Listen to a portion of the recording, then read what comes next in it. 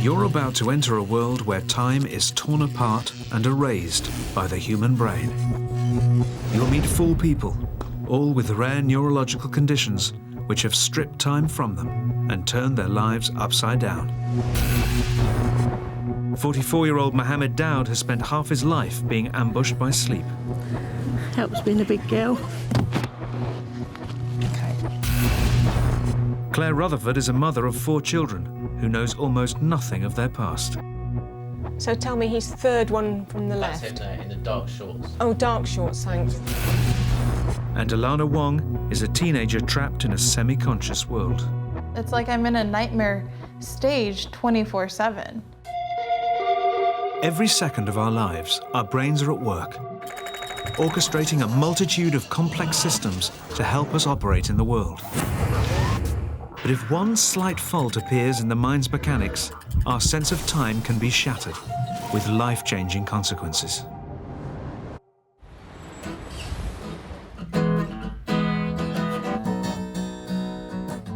For 44-year-old Mohammed Dowd from Tunbridge, Kent, every minute of his life is a battle to stay awake. Oh, yeah, my mother told me. Never tell lies. Oh, sorry. Oh, that wasn't good. Before I actually got my diagnosis, I was everything from a lazy bum to difficult person, personality, all them sort of things, and I felt guilty. As much as I wanted to be normal and carry on, I couldn't be. For Mohammed, even a simple trip to the local shops is fraught with danger. Oh. Sorry about that. Back up. I just have that overwhelming sense that I've got to lie down. And where other people would say, yeah, I'm really tired now, I'm going to go up to bed. They think they fall asleep quite quickly, but it could be a minimum, really, of about 20 minutes. With me, it can be a minimum of 30 seconds. Oh, I feel so tired. You just can't fight it. It's impossible to fight it. Mohammed, you're on the pavement, you need to wake up. People often think that you're drunk or on drugs or something strange about you, and they feel defensive, they want to back away. They don't want to know. While on other times, people have come and sort of gone through my pockets. Helps being a big girl. He's sort his legs out. These days, Mohammed only ventures out with his carer, Karen. Mohammed. Mohammed. Mohammed. You can't go sleep here, you're on the floor. For his entire adult life, he's suffered from severe narcolepsy. Narcoleptics have a compulsion to sleep that's physically overwhelming, and their days can be lost in a world of slumber. Mohammed. Even if I've had a good sleep, I can wake up and within 5 minutes, 10 minutes, I want to go to sleep again. Not always, but it is possible. Sometimes I'll get up in the morning, I could be up for 10 minutes and actually fall back to sleep again, and that's after a good 8-10 hours sleep.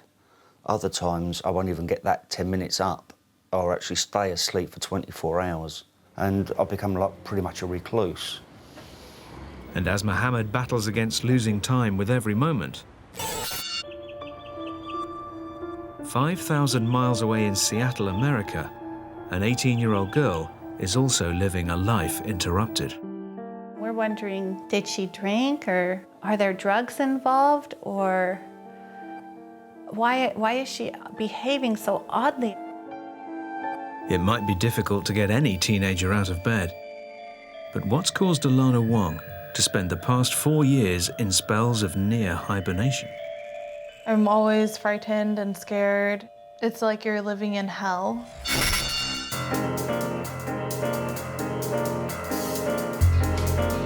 Seattle, on America's West Coast. Home to 18-year-old Alana Wong. Outwardly, she's like any ordinary teenage American girl. There's definitely 2 Alanas. There's one Alana when I'm healthy and totally, normal and happy. And then there's another Alana where, just not sure if she's alive or not. Most teenagers may sleep a lot, eat a lot, and throw tantrums. Stop. Stop. But for Alana Wong, all this behavior is taken to an extraordinary extreme.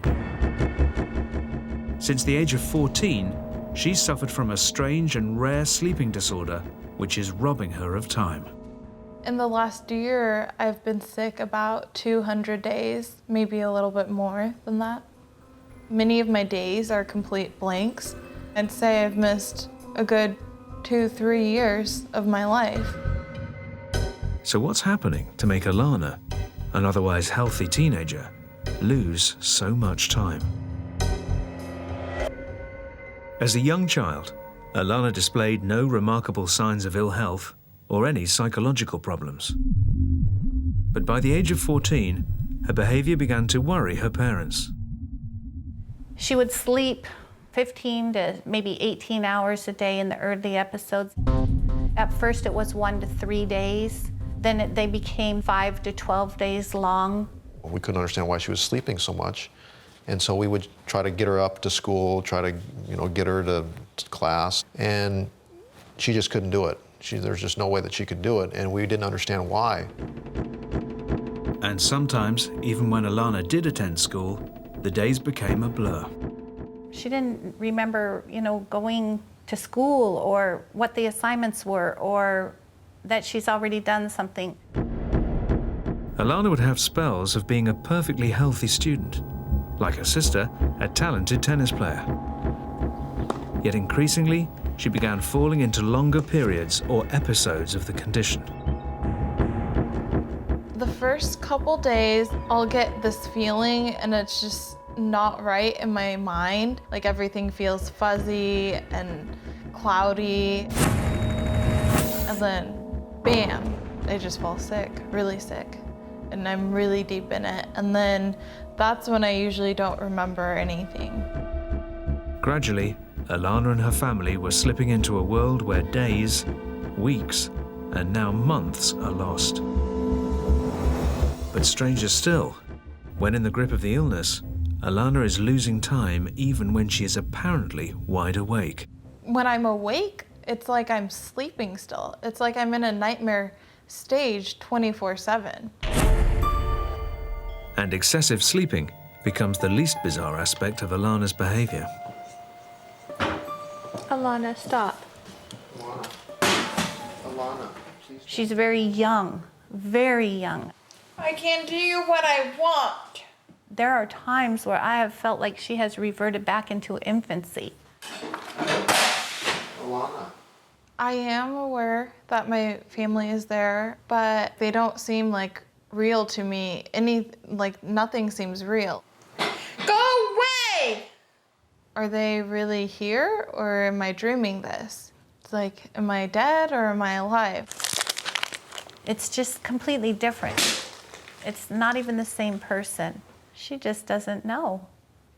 She doesn't know how she's behaving. She doesn't have any memory of her episodes, and she can't help it.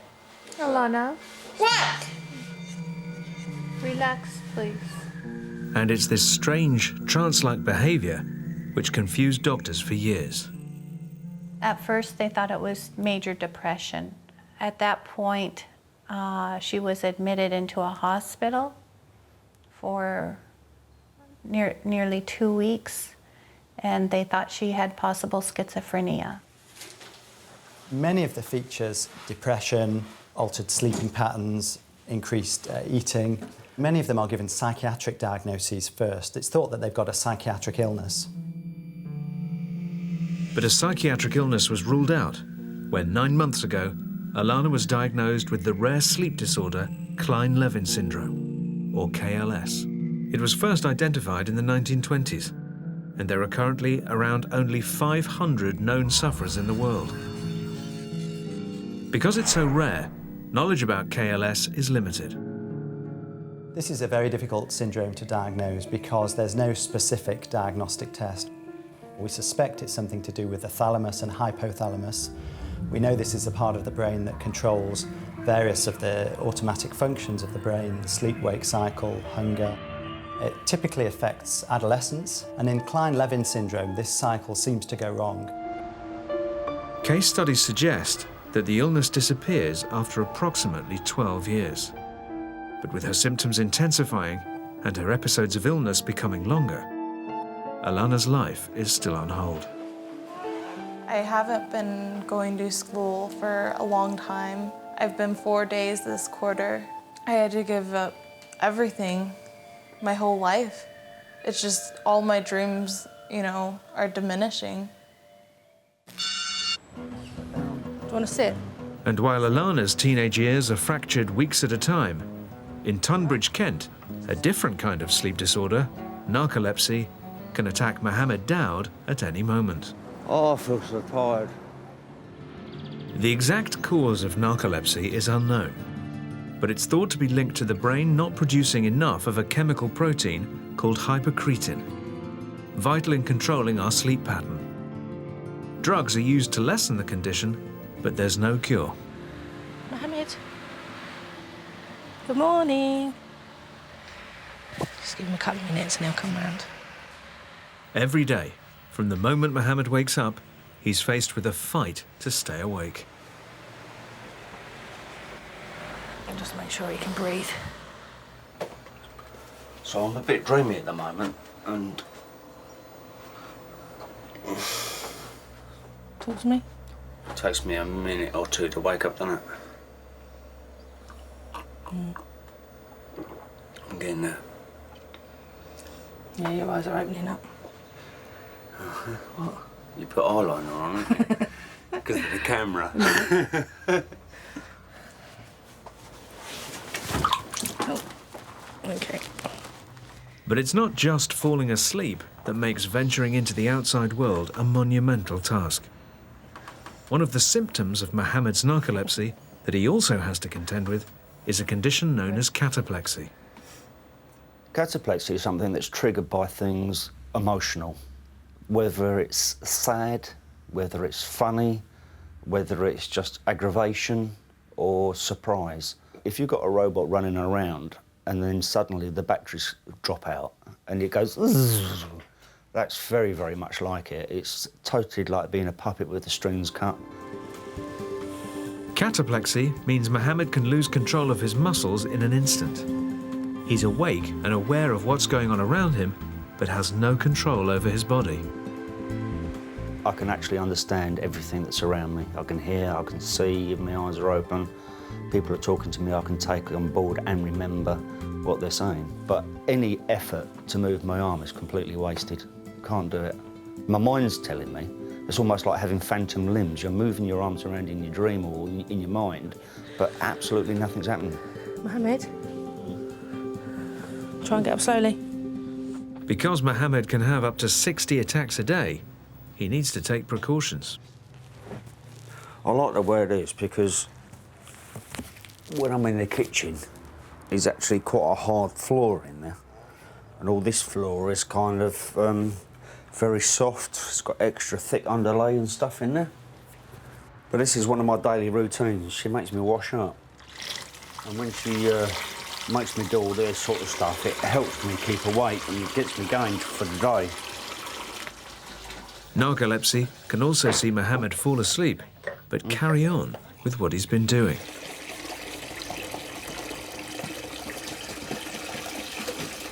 Okay, he's gone into automatic behaviour. Steady. All right. All right.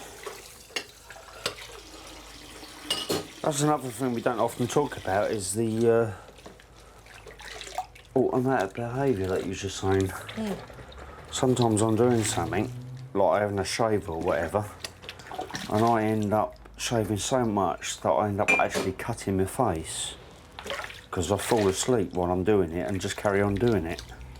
Constantly under threat of being ambushed by sleep, certain activities have proved particularly difficult for Mohammed.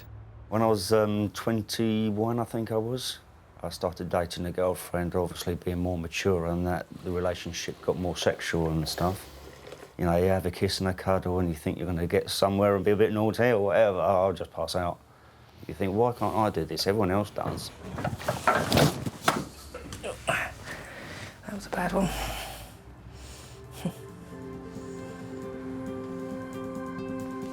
Mohammed has had to develop his own strategies to cope. Because emotions can trigger him to collapse, he tries to focus his mind on one of his first interests. I use science an awful lot to think about because, in general, science is an emotional subject. And therefore, if I start thinking about atoms, which is one of my favourite things to do, I can think about atoms, how they bond with each other, why they bond with each other. And as I'm doing that, it's taking me completely away from an emotional moment. So quite often I'm not listening to people, I'm actually thinking about something else. The worse Mohammed's conditions become, the more he's withdrawn from the world. But having let us into his life to film him, Mohammed's decided to take a trip he hasn't dared make in 18 years. A 40-minute train journey to visit the London Science Museum. I want to do this because I haven't done anything like this for such a long time. I haven't really had the bottle to go and do it because of other experiences I've had in my past. But it's time to take a new look at this. And if this works out, I can go up there again and again.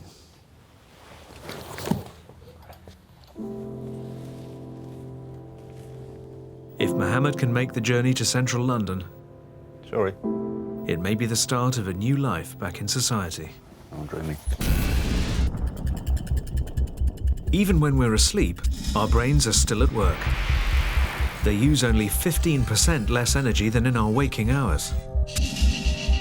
But as Mohammed shows, any disruption to our sleep and wake cycle can throw the world out of kilter and create a life of lost time. I feel like I'm in a dream. It feels like I'm in a dream. I feel like I'm in a dream. 18-year-old Alana Wong's illness sees her switch from normality to a childlike state. It's just unbelievable. It's two completely different people. Stop, please. It's hard to believe that an 18-year-old woman can act like a, little kid, like a 4-year-old or 3-year-old. Why does it do that? How can your brain be that powerful? Throw it away! To just totally change your personality and, change your voice? And other aspects of Alana's behavior spin out of control. An accomplished sportswoman, she should be attending university on a tennis scholarship. But with her condition, she craves only sleep and food. She'll wake up and she'll demand to eat immediately. And 2 hours later, she'll scream for me again. I'm hungry, I'm hungry. It wasn't enough. And I don't remember that. I have no memory of, eating when I'm sick. Physically, I'll gain anywhere from 5 to 15 pounds each episode. And for me, I've always been in shape. I used to go to the gym every single day and play tennis, and now, oh my gosh, it's so hard to wake up and not be able to fit in any of my jeans or, my shirts. It's really hard. Alana's family are hoping a brain scan will support the diagnosis that she is suffering from the rare sleep disorder Klein-Levin syndrome. If she is, it means her symptoms should one day fade. It's taking over her life right now. This illness is so devastating because she doesn't have to get back once or twice or 3 times, but continually to see her brain, to make sure there's no structural problems. I wouldn't need to worry, oh, could it be a brain injury? Could it be some other kind of problem? She always does wake up, and she always comes back. So. Today, for the first time, Alana will undergo a scan while she's suffering from her unusual symptoms. I'm a little worried about her behavior down there at the hospital. I'm always leery of going into hospitals when she's sick. because we've had horrible experiences with that. I am a little worried about her not being able to tolerate the scan. Alana and her family have faced years of uncertainty about the exact cause of her debilitating condition. Today's journey could see them answer the mystery of Alana's brain and provide hope for what her future holds. While a breakup in the brain's body clock can bring life to a standstill, what if our sense of time is stolen altogether? I didn't really know that she had no idea who we were or no idea where she was or like what her life was. I've got no memory of them at all. Oh, somebody's fallen over. For Claire Rutherford, watching old home videos can feel like watching somebody else's life. So tell me, he's third one from the That's left. him there, in the dark shorts. Oh, dark shorts, thanks. Because Claire feels she's only known her children for the past 4 years. Why am I standing like that? You're ready to go. He's winning. An awesome performance. Oh, look. Oh, I don't remember any of them being little. Wow. That was safe next to the cliff. Yep. I don't remember them growing up. I've got no memory of them at all. 4 years ago, a seemingly simple virus robbed Claire of much of her past. For 3 or 4 days, you know, she'd just had flu or a gastric flu type feeling, except that she did have a headache. And then I'm told on about the 3rd day, I think, that I began to get confused. We took her into hospital on Saturday morning when she was clearly in difficulties. And then while she was in hospital, she went downhill quite quickly. Claire fell into a coma, and scans revealed her brain was swelling, attacked by the common herpes virus that causes cold sores. Around 90% of us carry the herpes virus, lying dormant in nerve cells that supply sensation to our mouth and nose. But it can also enter the brain with devastating consequences. The virus spreads, a bit like a fire burning through a forest, through the part of the brain where the infection first broke out. And as it does so, it kills the cells. So it's effectively like wiping out a huge chunk of brain. And untreated, 60 to 80% of people who get this condition will die. Although brought under control with antiviral drugs, the virus had ripped through the nerve tissue of Claire's right temporal lobe, vital for accessing autobiographical memory. When she awoke over a week later, her life was changed forever. I've lost 25 to 30 years of my life. From leaving home and starting my nurse training, meeting my husband.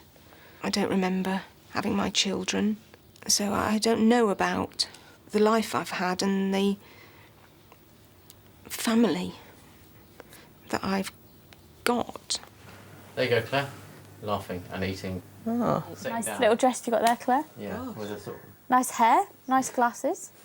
Don't look that different, actually. It doesn't look different at all. I remember her just being anxious and nervous all the time. I didn't really know that she had no idea who we were or no idea where she was or like what her life was. Oh. Claire has been left with retrograde amnesia. In her mind, life from around her early 20s until the time of her illness seems a virtual blank. I know very little about the Claire that I was. A daughter, a wife, a mother, a nurse, a friend. No. I'm only not even 30 there. Really? You must have been 30. Nice too, yeah, you were 31. Old.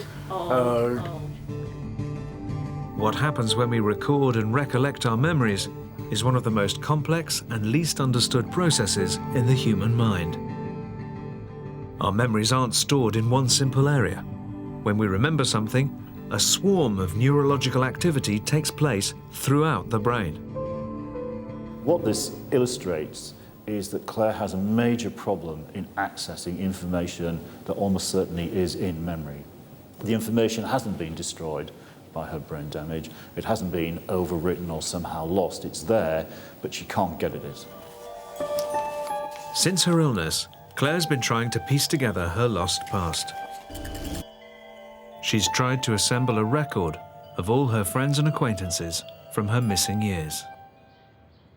Amanda tells me I once swore loudly at my children as they all ran away from the car, and everyone around turned and stared at Amanda, thinking she'd done it. I'd rather think I didn't used to swear, but Amanda tells me categorically that I did it frequently, but only in context. Hello. Hey, Sandra. Hi. Good to see you. And you. How are you? Today, Claire's meeting former work colleague Sandra, who she hopes can help with missing details about old friends. I counted them all up. I can't remember now if there was 200 or 300. And now it's just down to 10. But Sandra can't fill in the blanks as Claire had hoped. Do you know this person? No. No. No. You don't know this person? No, I don't know that person. No. No. No. Karen. I know the name. Is it necessary that you have to remember everything about everybody else? Yeah, I want to. Well, yeah, but, you know, can't they just remind you occasionally? But I want to know about what we said and what happened last time we met and the time before, and I do go back over things that I've written down all the time. I know you do. And it helps me go forward and feel a sense of belonging. But even as Claire looks to go back over her personal history, she knows many of her memories may never be recalled. I think we just take our memory for granted without even realising it. We just carry on in life knowing who people are without thinking about it. And until it had gone, I didn't realise how important it was. While Claire tries to piece together her lost past, the same virus has had a different effect on the memory of Nicola Pomfret. What sort of cake you got today? Coffee and walnuts, carrots. Oh, I'll have a Danish pastry, please.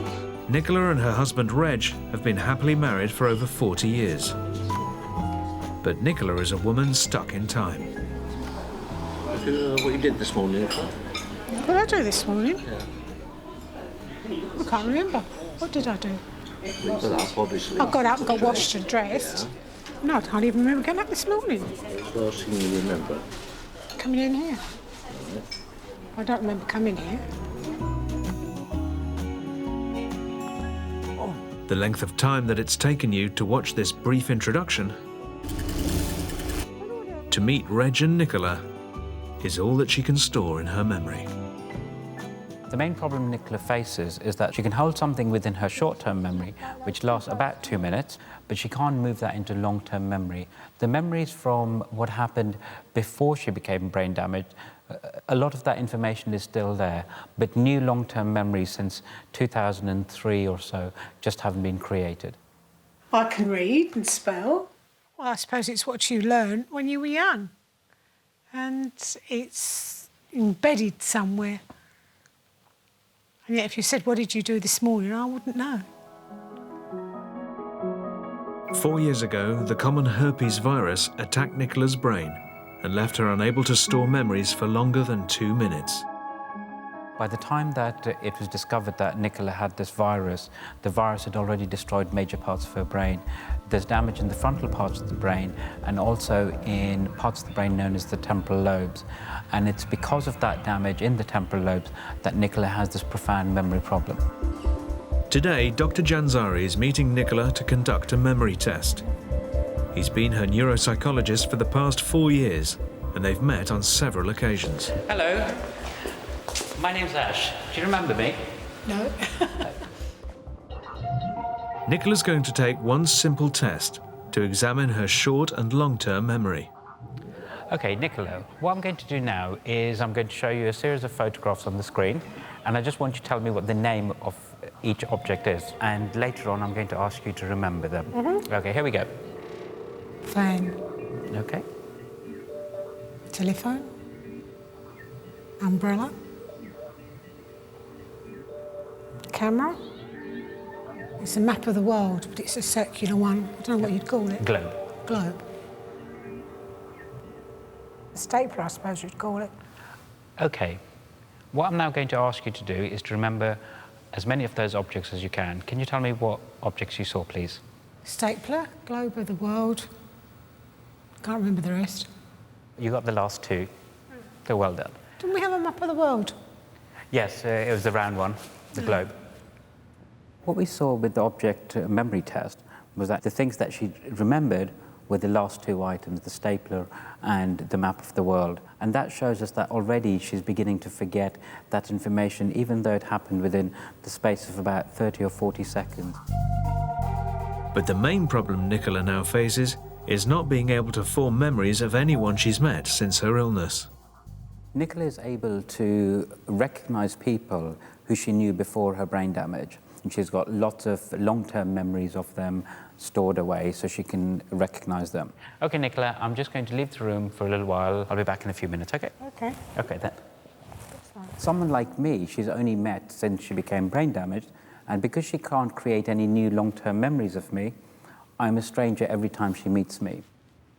Dr. Janzari returns after leaving the room for just 5 minutes. Hello. Do you remember me? Nope. Do you remember we did a few tests just now on the big screen over there? No, I don't remember that. No? Okay, well, my name is Ash. Hello, Ash. How are you doing? The fact that Nicola can't transfer information from her short-term memory into a long-term memory effectively means that her general life is what she is doing right now. And so, at some level, she is unfortunately stuck in the present moment. For Mohammed Daoud, time's not lost through the failings of memory, but in the sleep attacks, narcolepsy with cataplexy, that can strike him at any time. No matter where he is or what he's doing, Mohammed's brain can spring sleep on him. You're on the pavement, you need to wake up. And it's made him reluctant to face the outside world. Mohammed, can you get up? Today, he's making a journey he's been afraid to try for years. A 40-minute trip to London to visit one of his favourite places, the Science Museum. But the danger for Mohammed is that too much excitement can trigger him to collapse. I've got to get out more. This is what this is just. Well, now you've made this first step, we start doing things. Oh, I have no problem with taking you out. I think it's... Oh, man.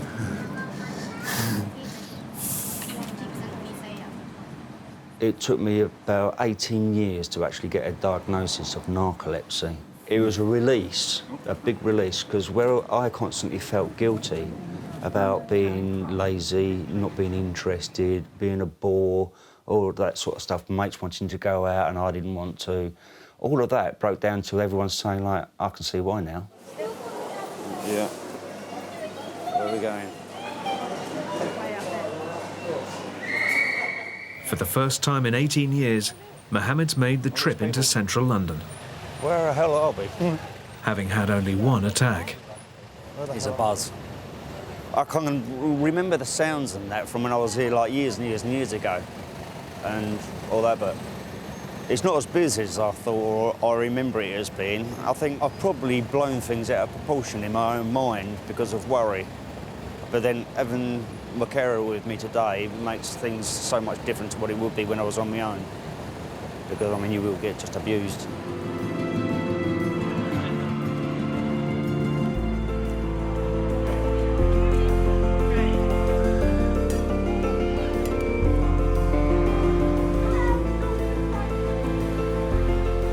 I made it! I made it! I'm here! Yeah, I feel fabulous, man. I can't wait to get in there, have a look around and all that. So yeah, I'm really up at the moment. Probably too up, but it's good. Yeah. I knew we could do it. I was a bit apprehensive, but... Go down. Just got excited. Yeah, I was a bit apprehensive that this might happen a bit more, but he's done really well. Stand up. Back and slowly. Yep, I'm there. All right. 20-odd years I've been waiting for this. Oh. Let's go. Let's do this. Surprising even himself, Mohammed has made it to the Science Museum, and it's been less of an ordeal than he feared.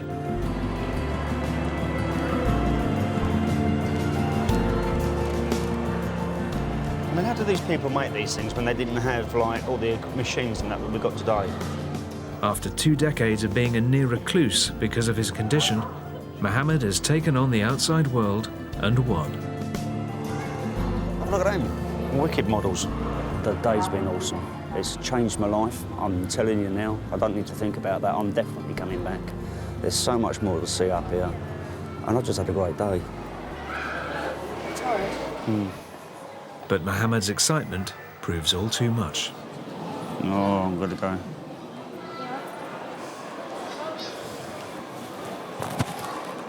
Despite his heroic efforts, when a sleep attack strikes, there's nothing Mohammed can do.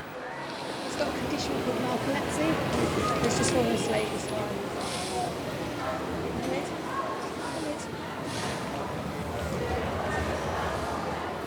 I was taking the mickey out of Karen here, and that was it. I fell asleep. It's not the end of the world, is it? I didn't hurt myself or anything like that.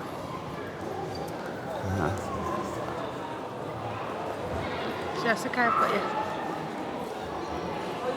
Come this way. It's just an amazing achievement. I never ever thought I would see him get on a train for a start, let alone an underground, let alone being in a place with lots of people. It's amazing.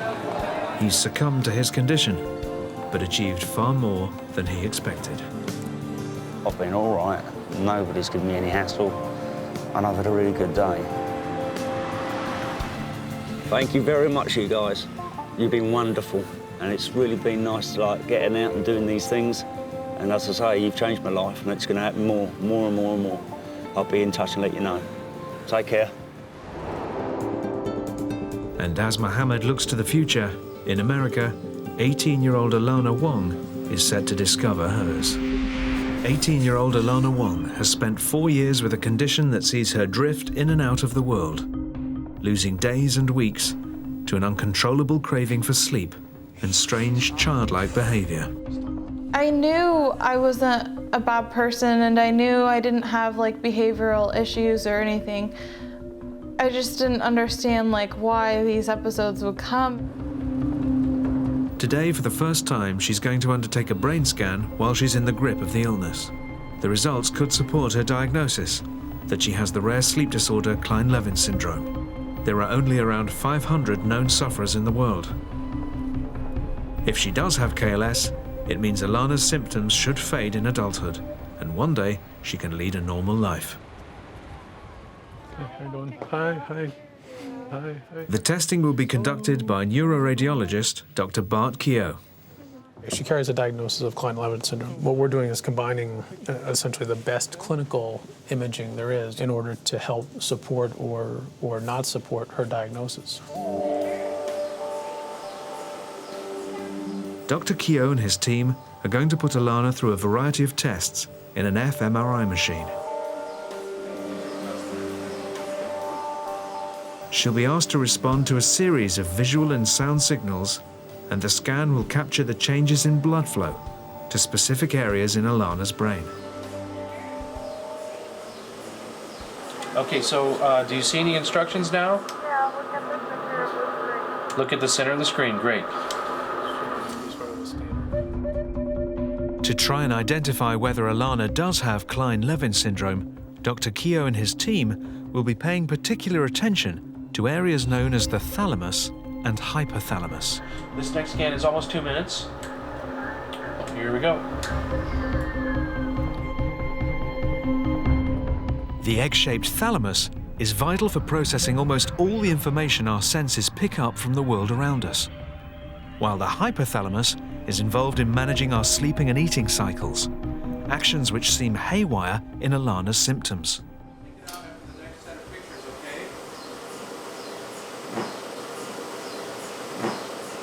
After 3 hours, Alana's ordeal is over.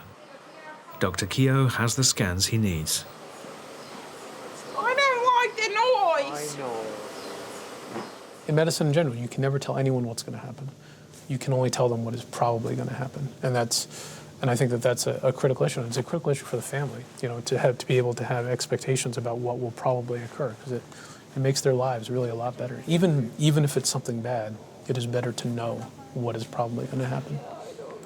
My head hurts. Comparing today's results with scans from when Alana was healthy reveal a clear difference in blood flow to a crucial area of her brain. There are physiologic features associated with Klein-Levin syndrome. One of them is decreased perfusion, which means decreased blood flow. And what you can see is there's about a 15% decrease in blood supply. That's sort of critical because the thalamus is sort of central to the brain. So anatomically, it sits in the middle of the brain. And from a functional viewpoint, it is also central. Virtually, not everything, but virtually everything going up or coming down, going in or going out has to go through it. The scans show that Alana's thalamus, the area essential for normal sleep and wake functioning, is lacking in activity when she's suffering her symptoms. This is the news Alana's parents have been looking for. The information we have is consistent with Klein-Levin syndrome, which hopefully will help in terms of sort of thinking about it and dealing with it. So, are you okay? It's wonderful. Okay, okay. Yeah, yeah. I'm sorry. It's wonderful. Yeah, it's a big deal. Yeah.